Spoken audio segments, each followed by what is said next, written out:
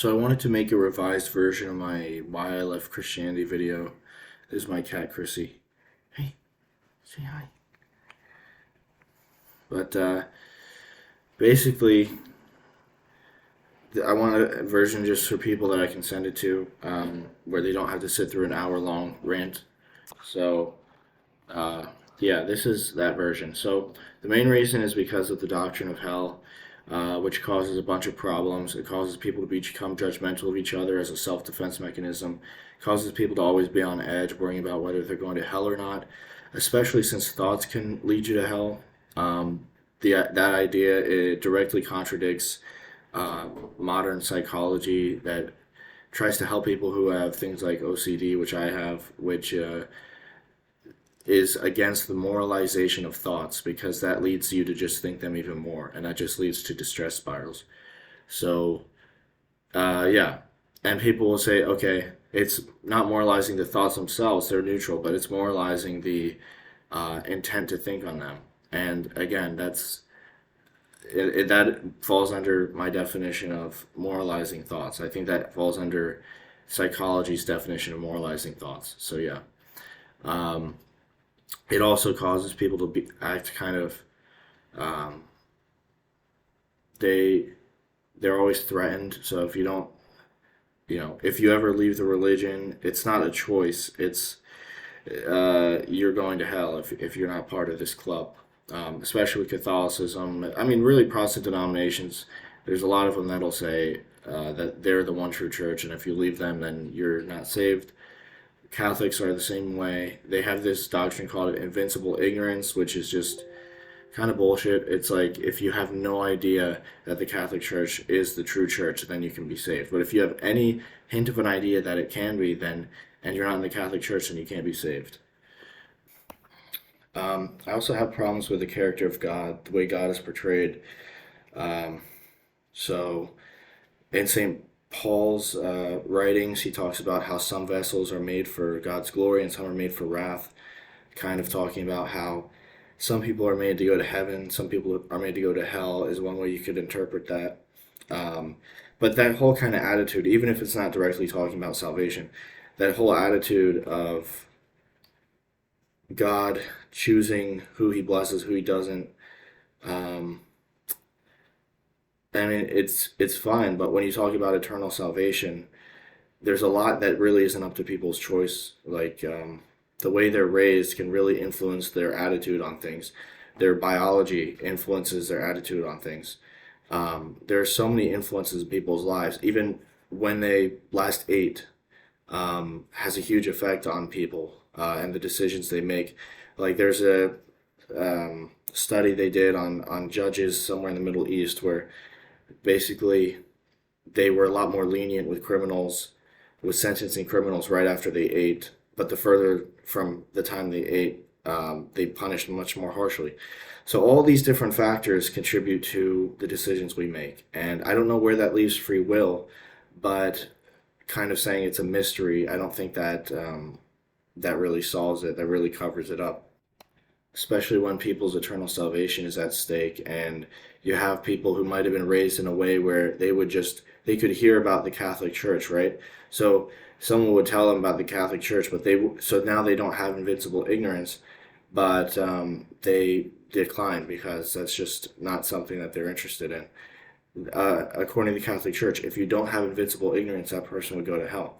And the thing is that you'll have apologists try and twist it and be like, oh well, he still had invincible ignorance because he didn't accept the truth into his mind or whatever like that. But the whole thing, this kind of twisting of words, this is a very common theme with Christianity, where they try and twist the doctrine, which is actually a lot more harsh than they say it is. They try and twist it to make it sound kind of benign or humane. All right, this pause function is probably screwing up every take I do, but whatever. I could go on for a long time about this, but basically, those are some things about the doctrine of salvation that I don't like. So the believer, when they're spreading the gospel, they have to first convince people that they're sinful and broken in order to convince them in order to convince them of the gospel, which is that they need Jesus. So a lot of people don't actually think that they need Jesus. And so your job as an apologist, as an evangelist, is to first convince them that they do need Jesus, because you need to convince them that they're putrid, and basically that they're worthy of going to hell. They are deserving of hell without Jesus. You need to convince people of that. That is, you need to convince people that unless they believe in your specific set of doctrines, um, they are worthy of being in eternal torment. Um, so the Bible has clear contradictions. That's another reason. Just talking about the time in which Jesus was crucified, the people who saw him after he was crucified. There's clear evidence, I think, that if you look at things historically, if you examine the Gospels historically, that the divinity stuff was added in later on. Um, that basically Jesus was an apocalyptic prophet. He wasn't claiming to be God, and that stuff was just added in later on. And you see the divination of a lot of figures in history: Alexander the Great, Buddha, Confucius. These were all figures that were raised to divinity, even though they made no claim to be divine. So talking about concupiscence, original sin, kind of like how I was saying, evangelists have to convince people that they are worthy of hell um, on their own. This is actually very psychologically damaging to have such a view of yourself. And a big theme in traditional Christian writings is self kind of, it's like asceticism and like self belittling. Like there's a popular quote, less of me and more of him. Basically, an emptying of the self. But it's kind of like self abuse. It's kind of like, and when I say that, I don't mean, oh, you're supposed to say mean things about yourself. What I'm saying is that you're supposed to have a very low view of yourself. And basically, you attribute all the good things to God and all the bad things to you that you've done. So everything good isn't because you're innately good. It's because God was working through you. And everything bad you do is because uh, it's because of you, your own fault, your own sinfulness. The character of God in the Bible is just pretty disgusting too.